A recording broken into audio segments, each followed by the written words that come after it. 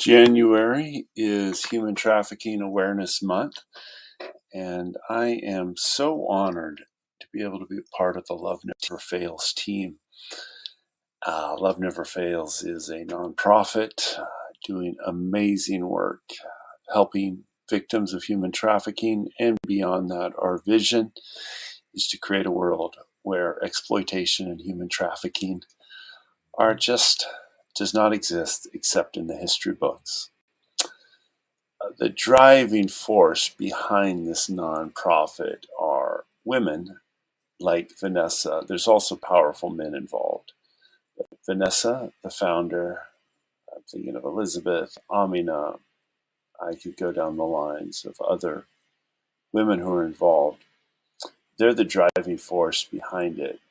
And what impresses me so much is all of them have overcome their own adversity, their own trauma.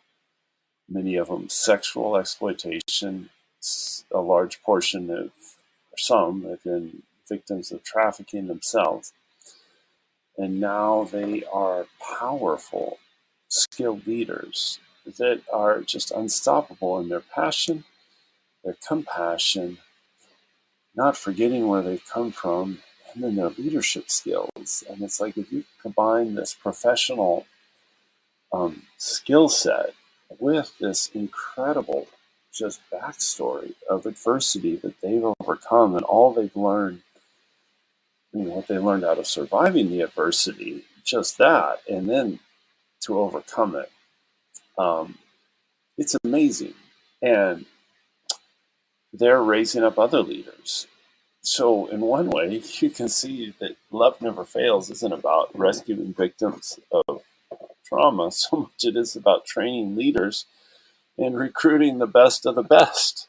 Although it turns out that the best of the best isn't necessarily those who've lived cushion, posh, privileged lives and are graduating from a prestigious university. But the best of the best are those who have overcome and survived incredible trauma.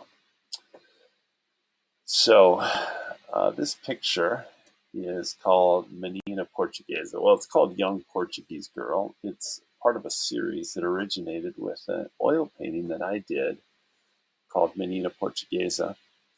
And now I've worked with Dolly, which is, it's a modern paintbrush. It's quite a powerful paintbrush. But to be honest, artists from the get-go have been using technology and pushing the bounds of technology.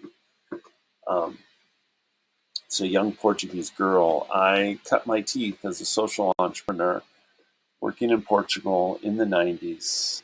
And it was facing, I think it's considered one of, if not the worst drug epidemic in the history of the Western world. And Portugal was just moving into urbanization and hit with all these different social factors. And then heroin took off, and it was horrible. And the girl who was the subject of that this is based upon was young, 10 or so. Her father was an addict. Her mother was dealing with all of those things and certainly dealing with her own codependency. And I imagine this girl, she's probably about 13 years older than my daughter, more or less. So let's say she's 37, 38.